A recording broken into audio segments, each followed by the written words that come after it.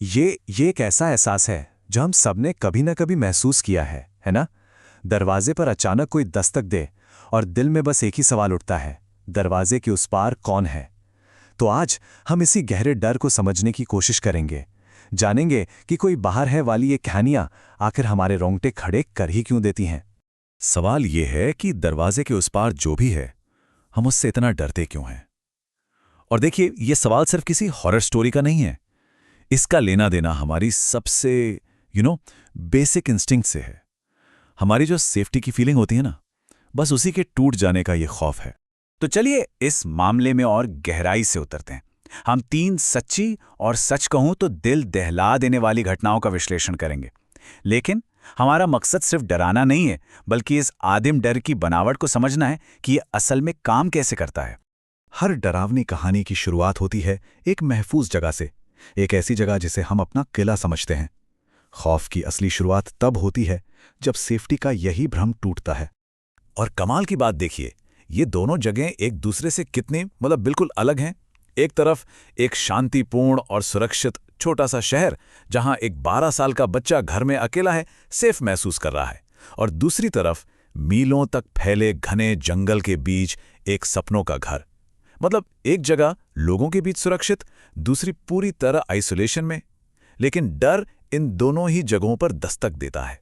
तो जब हमारी सुरक्षित जगह तय हो जाती है, कहानी में एंट्री होती है एक अजनबी की। और ये कोई आम विलन नहीं है, ये वो है जिसका हर कदम, हर हरकत बेचैन करने वाली और बिल्कुल अनएक्सपेक्टेड होती है। और जानते हैं, ये अजनबी अक्सर एक पैटर्न फॉलो करता है।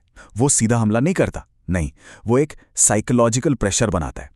अजीब चुभने वाले सवाल पूछता है, जैसे यहां अकेले हो, या फिर बिना पलक झपकाए घूरता रहता है, खिड़की पर धीरे धीरे थपकी देता है, या फिर घर के चारों तरफ मेथोडिकल चक्कर लगाता है। ये सब बस हदें तोड़ने और तनाव को उसके चरम पर ले जाने के लिए किया जाता है। और कभी कभी तो सारा का सारा डर बस एक ही तस्वीर में कैद हो जाता है। जैसे ये भयानक लाइन, उसकी मुस्कान मैंने आज तक की सबसे बड़ी और डरावनी मुस्कानों में से एक देखी थी। सोचिए, ये एक ऐसा मंजर है जो जहन से कभी नहीं जाता और उस पूरी मुठभेड़ को डिफाइन कर देता है। ये जो मनोवैज्ञानिक दबाव है ना, ये हमारे अंदर एक असली फिजिकल रिएक्शन शुरू कर देता है। दूसरी कहानी का नैरेटर बताता है कि उस पर लड़ो या भागो वाली भावना पूरी तरह हावी हो गई थी। ये हमारे शरीर का एक नेचुरल डिफेंस मैकेनिज्म है। ये तब एक्टिवेट होता है जब हमें लगता है कि हमारी जान खतरे में है, भले ही खतरा हमारी आंखों के ठीक सामने ना हो। तो ये सब आगे कैसे बढ़ता है? कहानी में यही आता है सबसे क्रिटिकल मोड, वो पल जब बाहर का खतरा अंदर आ जाता है, जब शिकार और शिकारी के बीच की दीवार, वो आखिरी दीवार, टूट जाती है। पहली कहानी में ये घुसपैठ एक पूरी सोची समझी प्रक्रिया है। स्टेप 1, टारगेट की पहचान। 12 साल का लड़का घर पर अकेला है। स्टेप 2, पेरीमीटर को परखना। दरवाजे पर दस्तक, साइड गेट का खुलना। स्टेप 3, कमजोरी का फायदा उठाना, पीछे की स्लाइडिंग खिड़की।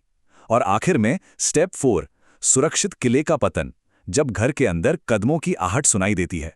लेकिन तीसरी कहानी में ये उल्लंघन बिल्कुल अलग है। ये धीमा और तनाव से भरा नहीं, ये अचानक और एकदम खामोशी से होता है।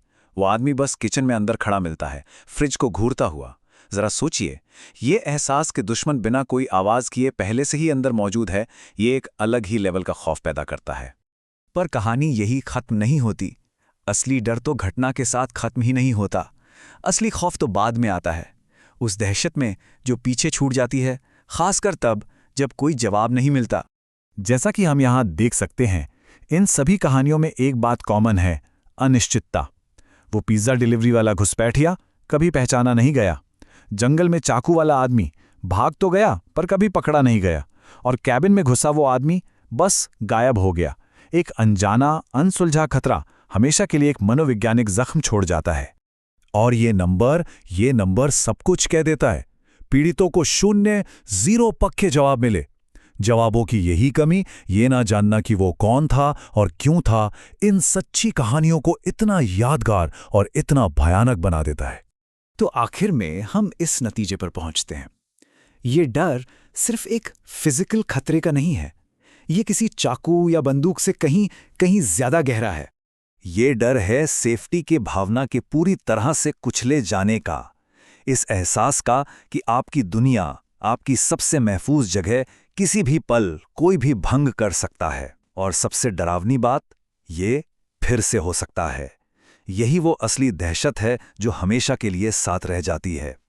तो इस विश्लेषण को एक विचार के साथ खत्म करते हैं। असली खौफ ये नहीं है कि बाहर कौन था। असली खौफ तो ये जानना है कि वो अब भी वहीं कहीं हो सकता है, अनदेखा और अनजाना।